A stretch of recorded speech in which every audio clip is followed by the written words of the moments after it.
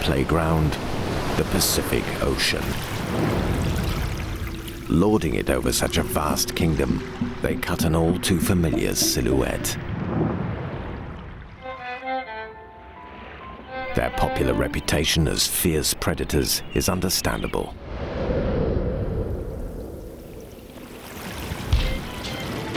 Yet what are they but common scavengers? The humble dustmen of the seas, and all too often outsmarted by their juniors. Here are sharks in their true colors.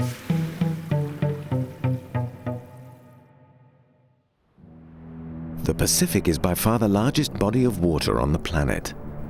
Covering 70 million square miles, it accounts for half the world's ocean surface. Lost in this blue kingdom, pinpricks of land, where young seabirds are about to leave their nests for the first time. A fact not lost on life below the reef that encircles the tiny islands of the French frigate shoals in northwestern Hawaii. After weeks of training, black-footed albatross chicks are ready for the big day. Their parents have already left the nesting ground.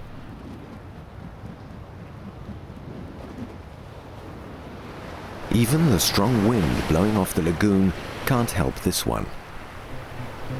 It's fair game for the most opportunistic predator in the lagoon, the tiger shark.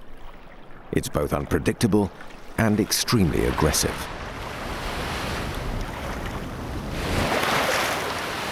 Unlike other species of sharks out to sea, the tiger shark is generally a loner whose favorite hunting grounds are the shallows. Nothing like a nudge in the right direction to get airborne.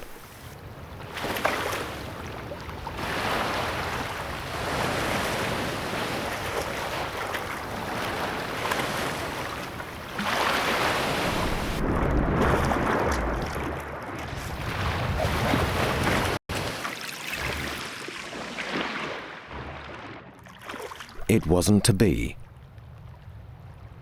The chicks will try to take off in unison, so the tiger shark only has a narrow window of opportunity for playing, feasting, and saving its awesome reputation.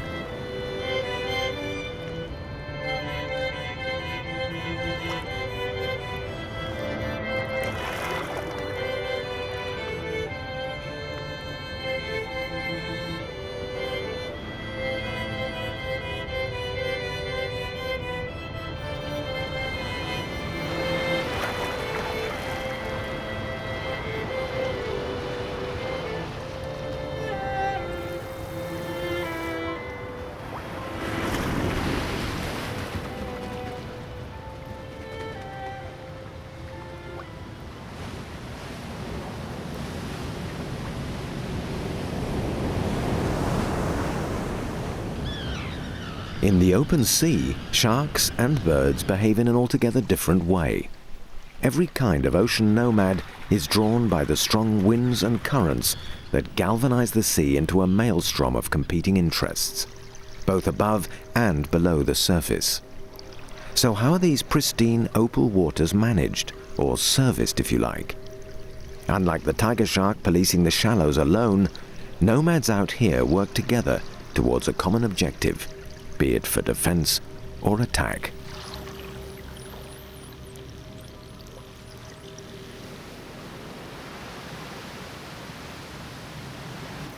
Schools of baitfish bunch together for protection.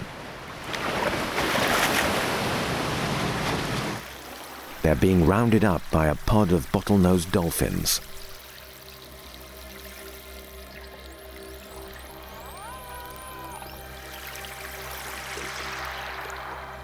The table is laid.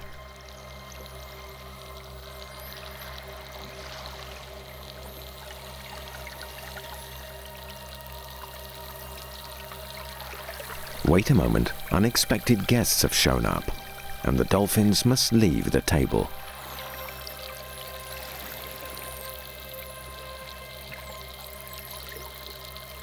Silky sharks.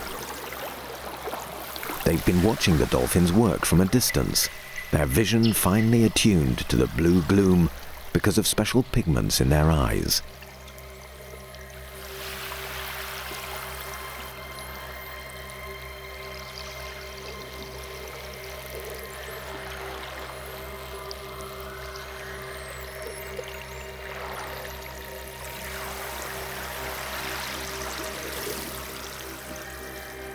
The dolphins sensibly wait for a second sitting, which they'll share with others on the surface.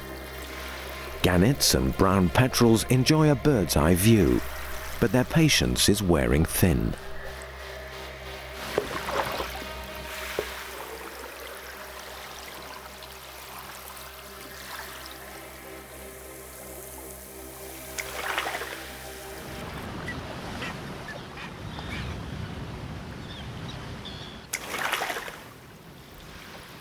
Now that the waters have been tested, a full aerial bombardment is underway.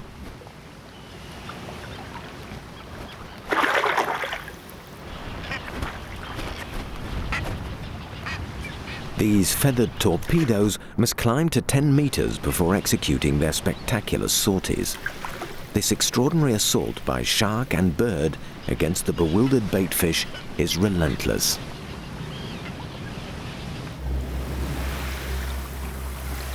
Having taken the lion's share, the silky sharks withdraw as willfully as they came. It's a moment of respite for the baitfish. But not for long. Yellowfin tuna form a third front, wave after wave of them. This is predation on a massive scale. The remaining baitfish have one last card to play. They swarm individual silky sharks, not for revenge, but for protection against the tuna.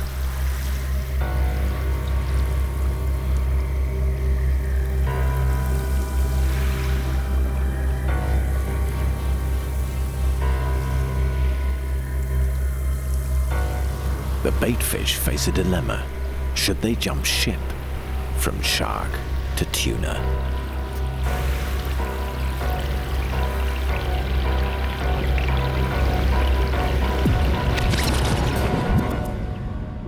The silence of this predatory world speaks for itself.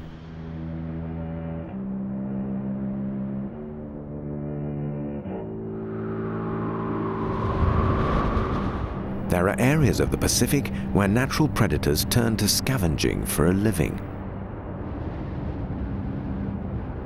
The main island in the archipelago of New Caledonia is a sliver of land in the South Pacific, 250 miles long and 30 wide.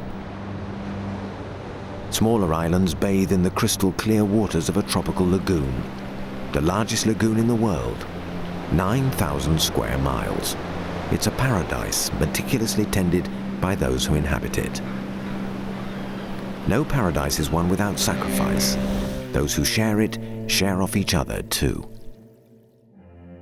Everywhere life thrives, death will reap a just reward. The lagoon creates waste and must dispose of it.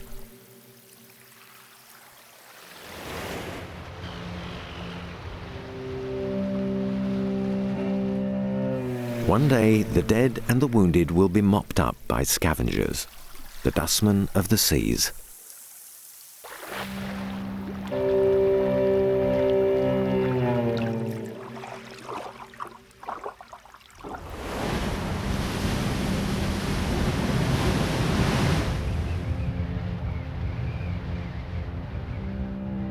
The lagoon is not impenetrable. Cracks are opened up in this vast ring of coral by the relentless pounding of the ocean.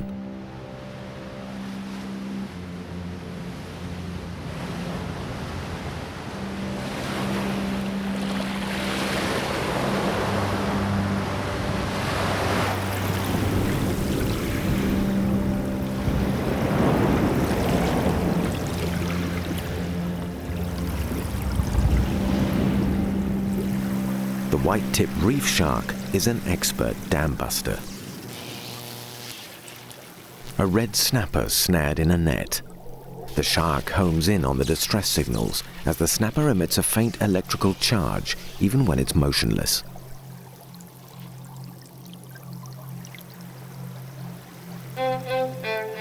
Literally a millionth of a volt is enough to stimulate sensory organs called ampullae of Lorenzini on the shark's snout. In effect, the injured and the weak sign their own death warrant.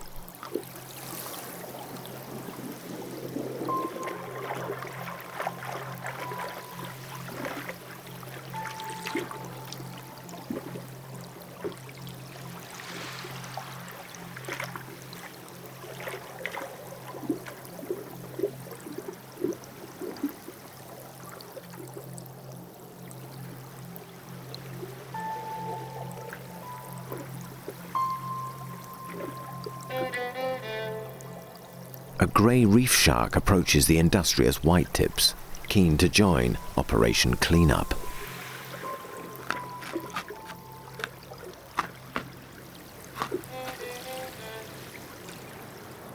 Its impressive size does not earn it the automatic right to muscle in. This is a private party for whitetips only.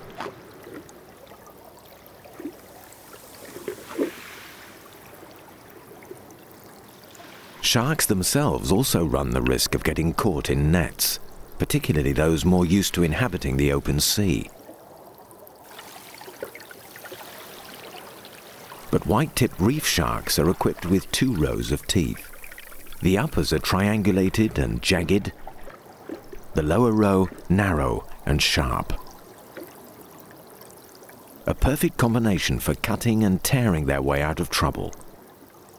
Damaged teeth will be replaced in 18 days, and they'll grow about 20,000 new teeth in the course of their lives.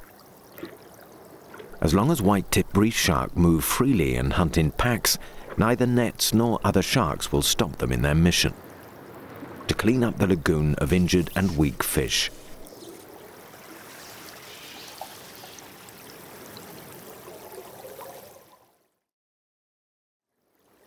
Inadvertently, the sharks will even help dismantle these destructive nets.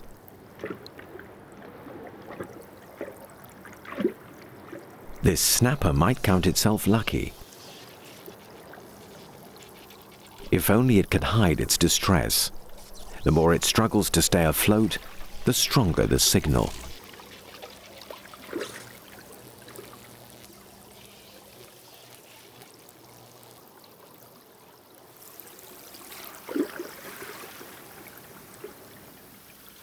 Thanks to the shark's natural radar and its capacity to detect vibrations from far, the area is cleared. Pockets of coral and limestone caves do offer some insulation from this radar, which it must be said is only used at short range. But what is this one after?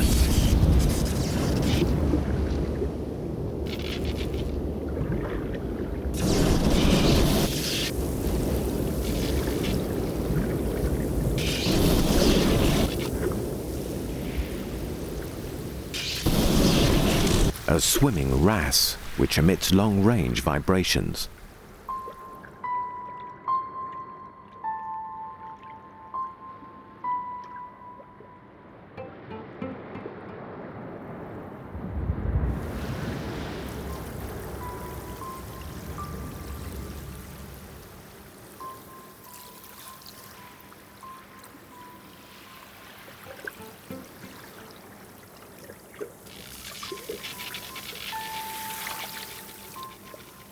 Whitetips will go to great lengths to satisfy their appetite.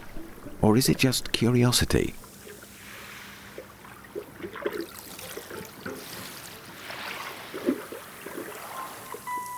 After all, they need only feed every other day, and a mere 3% of their body weight is reckoned a good enough meal.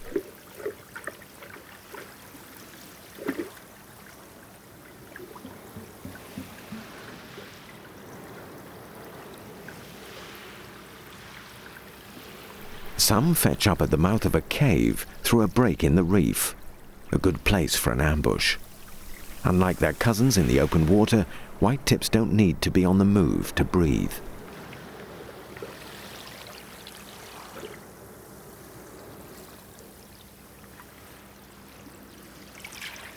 They can lie in wait for their prey by using muscular contractions to pump water through their gills.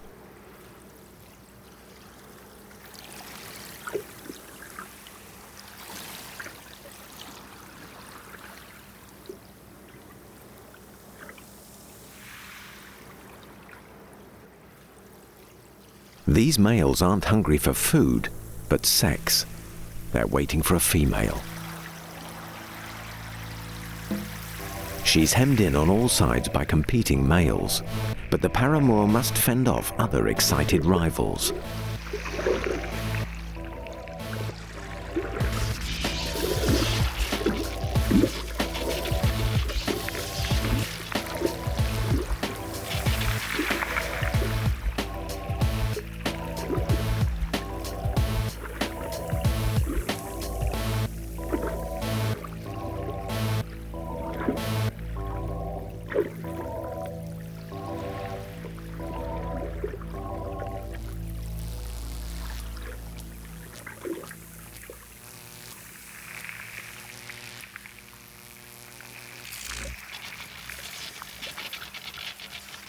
The lovemaking will last about 5 minutes, during which time the suitor must fend off other rivals drawn into the scene by the vibrations and electrical impulses radiating from the courtship.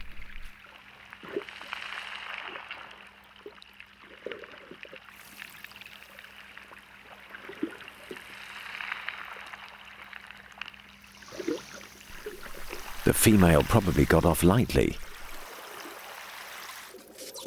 This one is unlikely to survive.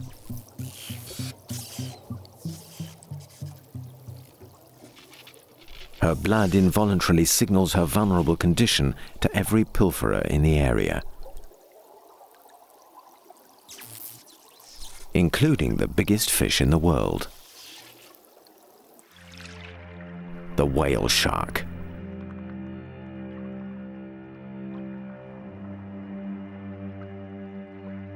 It's 15 meters long and quite harmless. Like real whales, the whale shark is a filterer, using its cavernous jaws to hoover up plankton and other small fry in its path.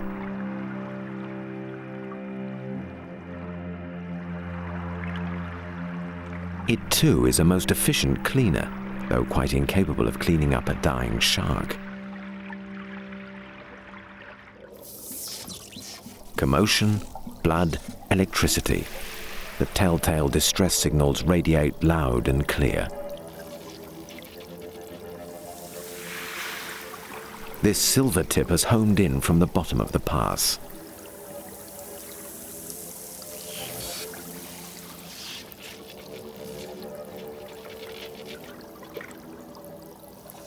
A welcoming committee is awaiting. The red snappers are back.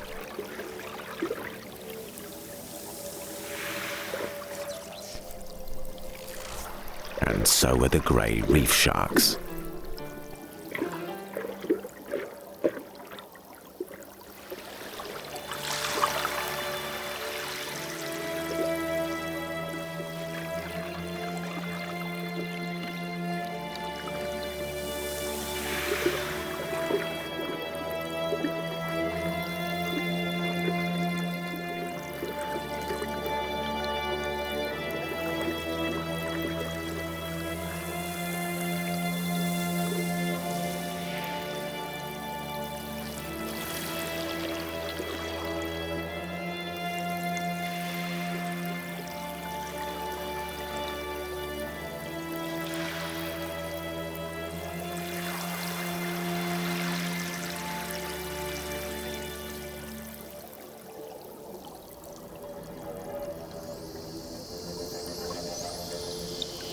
These passing bottlenose dolphins and their calves steer clear of the danger.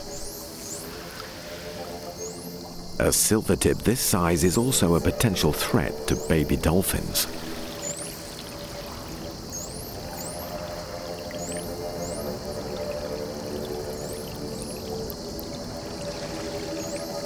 The shark must be seen off.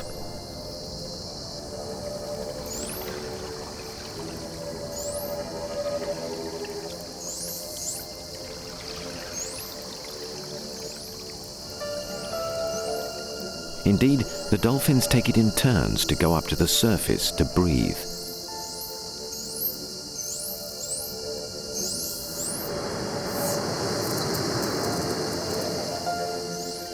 The tactic is ingenious.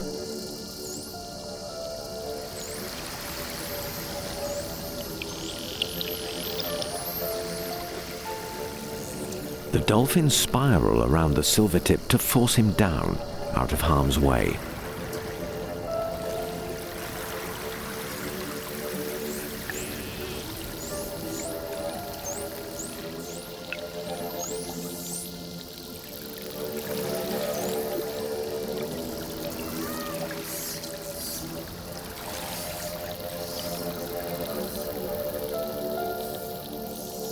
Reinforcements are called in to increase the pressure.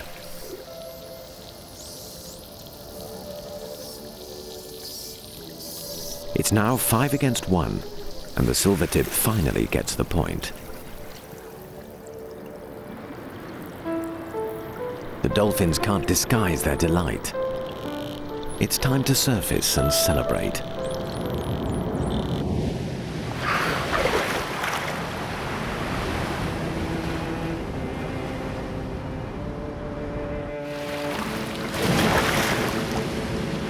The path through the reef is now clear, and the dolphins are free to enter the shallows and explore the waters around the sandy islands.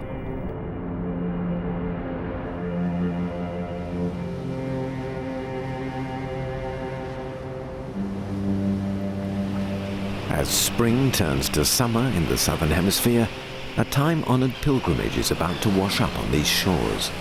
Same time, same place. A green turtle, scarred by a long journey.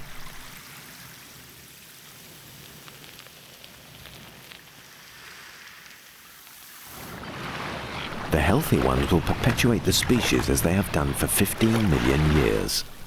An annual rendezvous for mating and for the females to lay eggs. The event is also on the calendar of the black-tipped shark.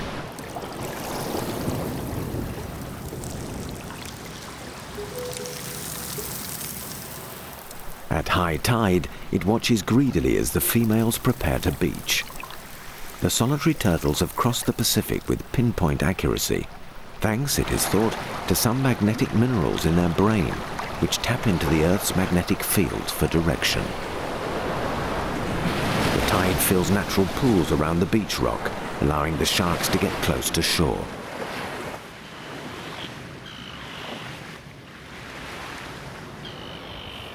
A female, all 80 pounds of her, hauls her eggs far from the high water mark, more than a kilometre inland.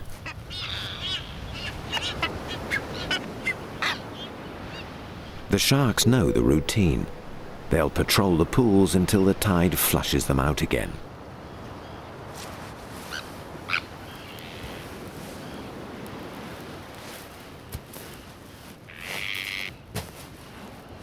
The turtles have 12 hours to dig and fill their nests before catching the next high tide out. As the tide goes out, sand crabs also dig in for a night of hunting.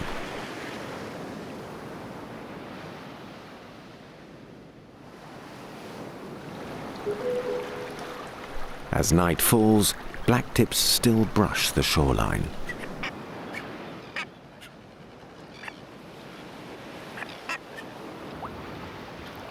Grey reef sharks patrol further out at sea. A blockade is on.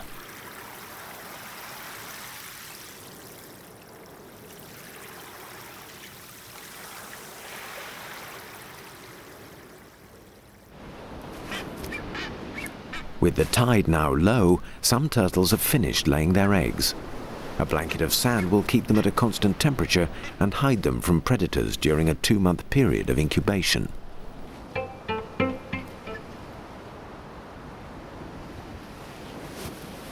The females now begin the arduous return journey. By morning, most have left on the high tide. Those that have missed it must face a punishing wall of exposed coral under the baking sun, all after an exhausting night's work.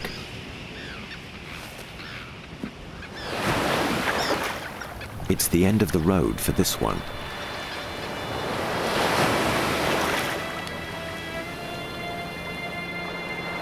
Her carcass now reeks of rich oils and torn flesh.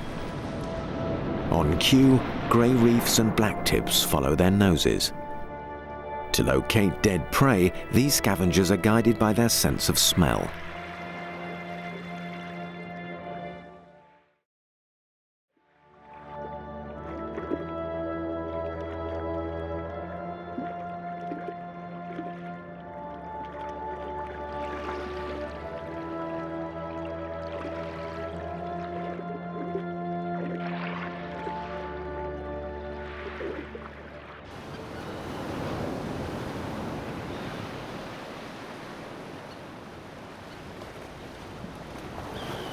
Reclusive hermit crabs are left to polish the silver.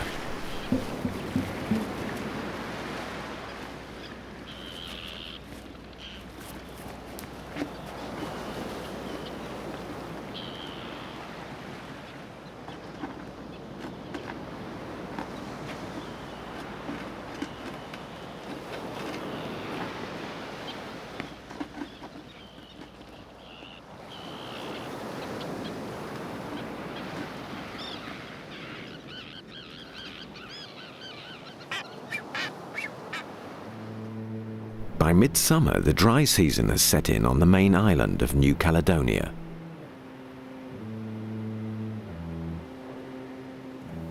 A mountain range on the leeward coast creates long periods of drought.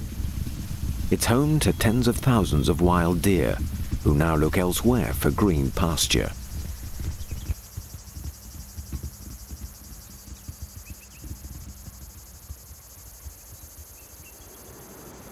Some head for the mangroves.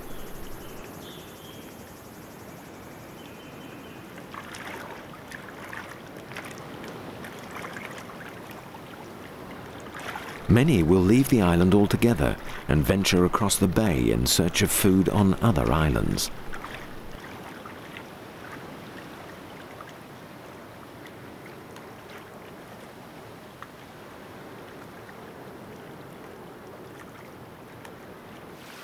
Their narrow hooves are ill-suited for swimming.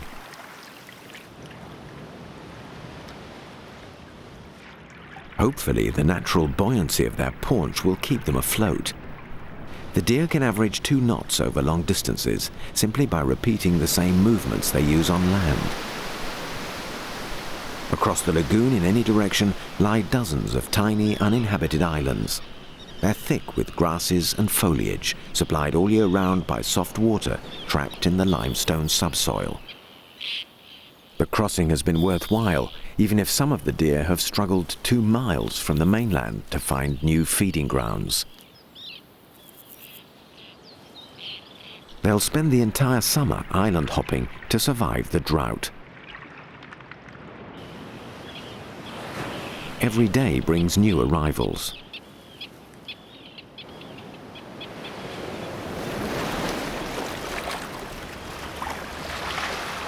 This kid is exhausted, but at least he's made it.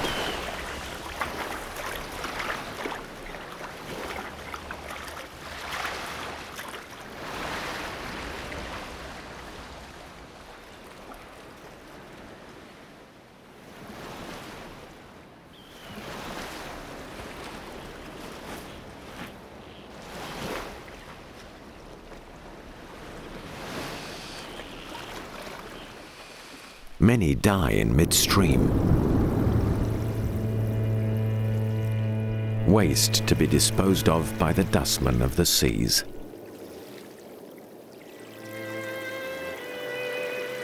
A mere 1 part blood to 100 million parts water is enough to trigger a frenzy.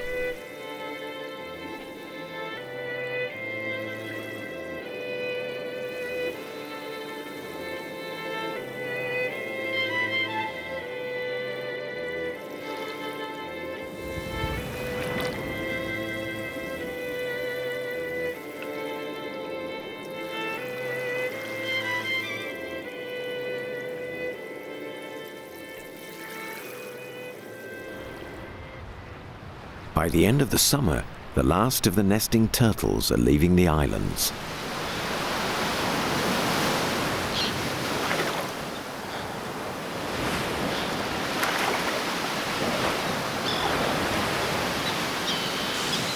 Hundreds of eggs are ready to hatch.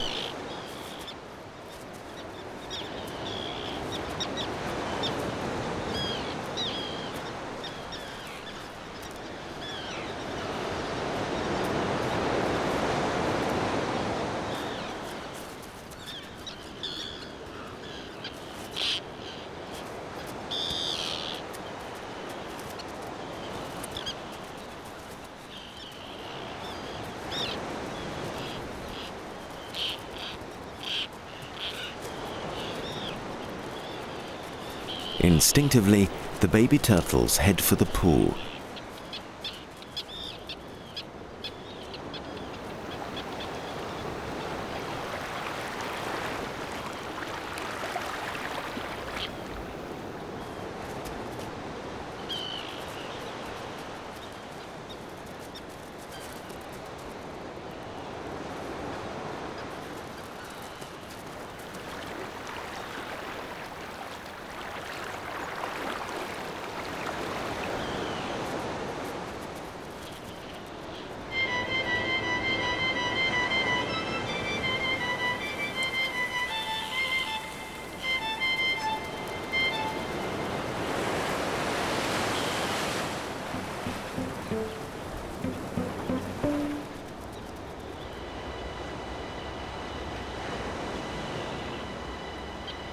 There's no scent of blood this time. Here, the blacktips must use their eyes if their patience is to be rewarded. This is a problem because they're short-sighted and their movements are cramped by the shallow waters.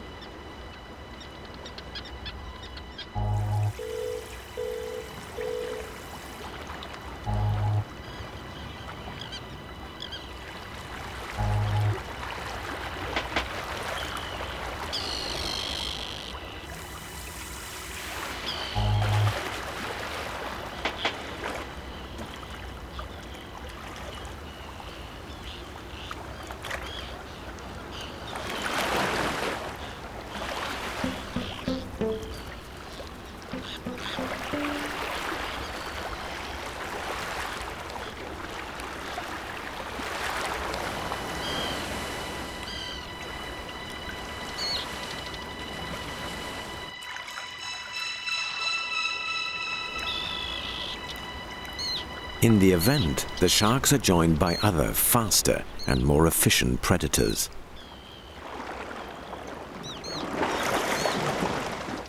Giant trevally, more commonly known as jack. Pound for pound, it's the strongest fish in the world, sharks included. And it's perfectly suited to the crystal clear and well-oxygenated shallows. This is the proof.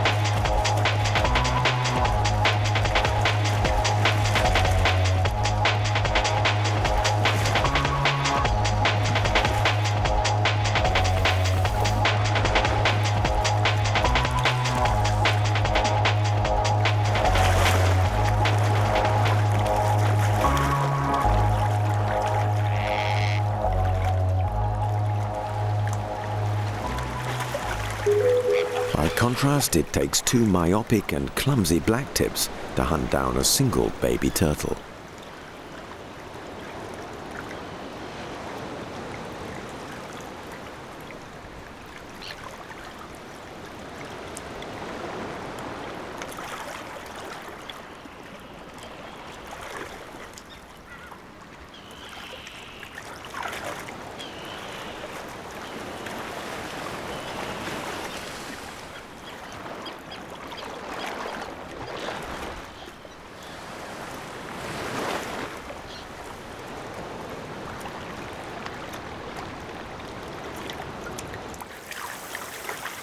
Those which survive the blockade to the open sea must now contend with predators from the sky. What with these terns, sharks and the jacks, it's little wonder that out of 100 eggs, only one turtle will survive to adulthood.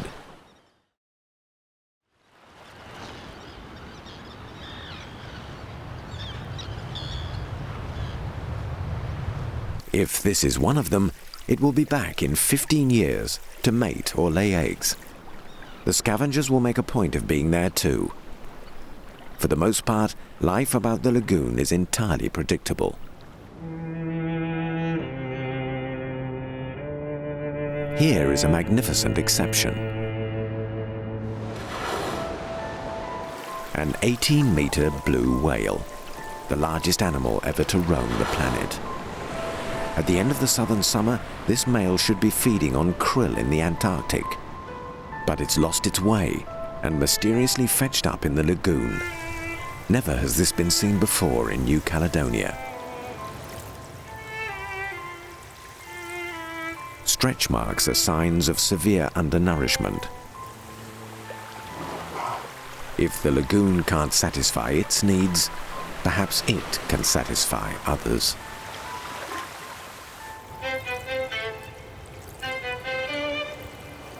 40 tons of flesh emit rapid, low-frequency sound waves. The tiger shark has picked up the signal from several miles away as the whale reaches the bottom of the bay, exhausted and cornered.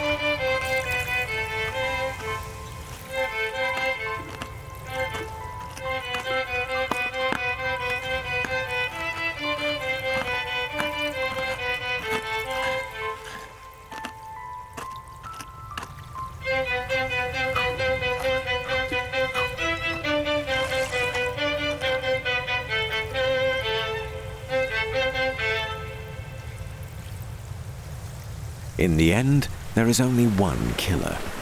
And what a treat. Rare indeed for this tiger shark to have homed in on so much red meat. It has pushed itself to the limit and has swallowed 1/10 of its own body weight.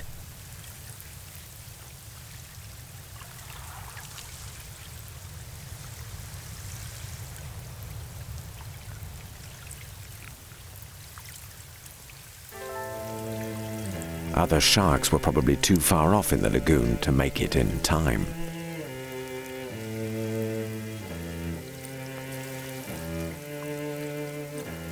But the blue whale is going no further.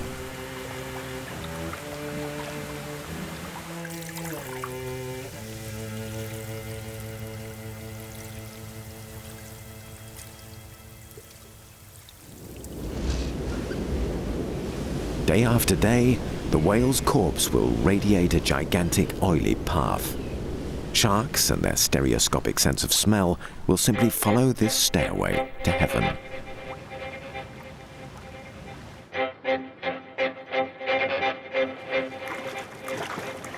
This treasure of protein has been bagged by a whole pack of tigers, and they won't let any other species of shark near it. Only a few harmless remoras are tolerated.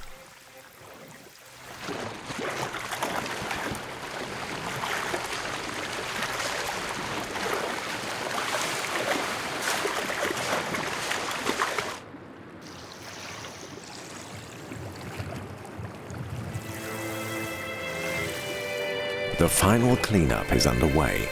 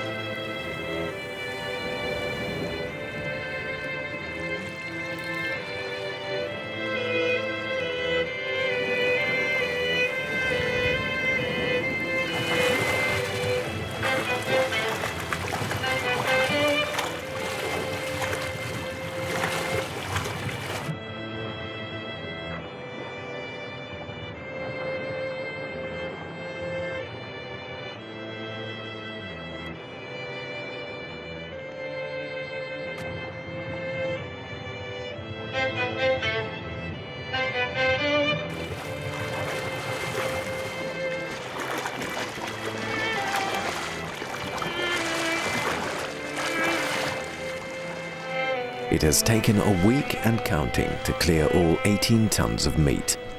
What little evidence is left of the blue whale will filter through passes in the lagoon for the final clean in the dark abyss of the open sea.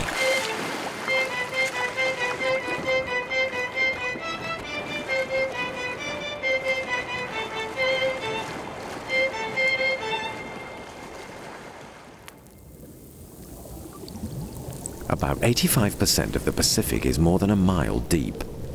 Plenty of room for other more passive scavengers, waiting in the dark and cold and under colossal pressure for the pickings left by their peers on the surface. Down here, life exists without oxygen. Deep-sea hydrothermal vents sustain an oasis of life. Located on the side of a fault between two tectonic plates, New Caledonia is effectively a mountain in the ocean. These gigantic fractures in the crust belch gases through seafloor chimneys. In this anaerobic and unstable underworld, life is organized around methane and hydrogen sulfide, highly toxic on land, but life-sustaining in the abyss. At the bottom of the evolutionary pile in this ecosystem is the tube worm. It has no mouth, no digestive tract, and no anus. Everything is passed through its plumes. The thermal vents superheat the water to 350 degrees Celsius. But at depths of 3,000 meters, the water does not boil. The pressure's too great. So blind shrimps are free to scrape the vents for minerals and bacteria. It's remarkable how marine life can adapt to this hell. Away from the vents, notably at the foot of the New Caledonian Lagoon, there is nothing. Life in these abyssal deserts depends essentially on what sinks from the surface. When scavengers of the dark reach their objective, relationships can be extremely long-lasting. Giant crabs will take several years to pick a whale carcass clean.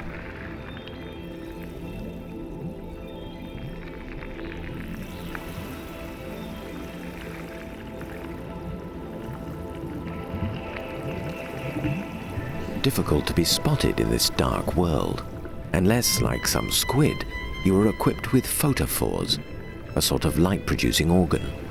They use them to attract prey or to seduce sexual partners.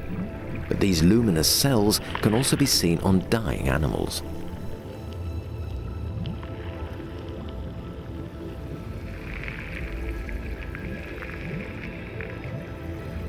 Others must grope their way around the ocean floor in their search for organic matter, dead or alive. It's a task made easier for the bird-beaked dogfish, and, like its cousins from the lagoon, its stereoscopic sense of smell.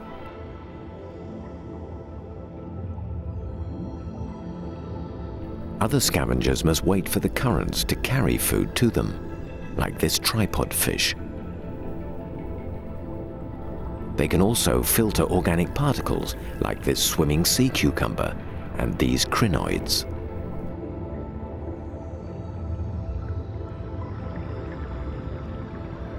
The vampire squid uses sensory cilia to detect what's edible in the ocean swells.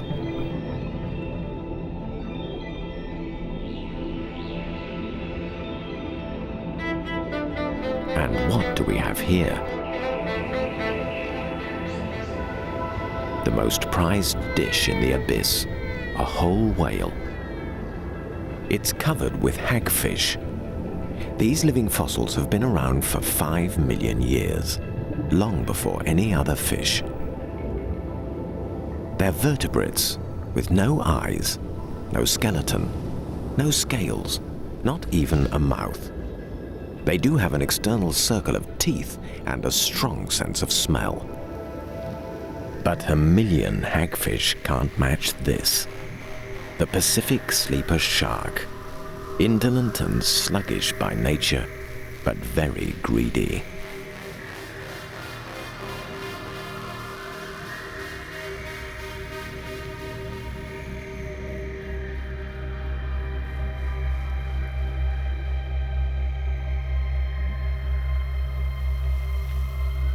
7 meters long and weighing 2 tons, it's the largest of all deep-water fish, and it has an insatiable desire to keep a 300-liter stomach comfortably full.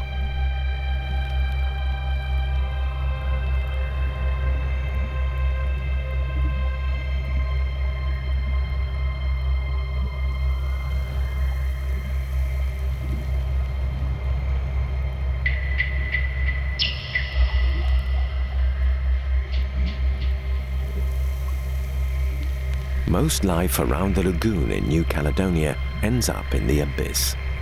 Even the oceanic white-tipped sharks are destined to become a meal for the galatite crabs. One dustman feeds off another. A fitting end for the scavengers of the seas.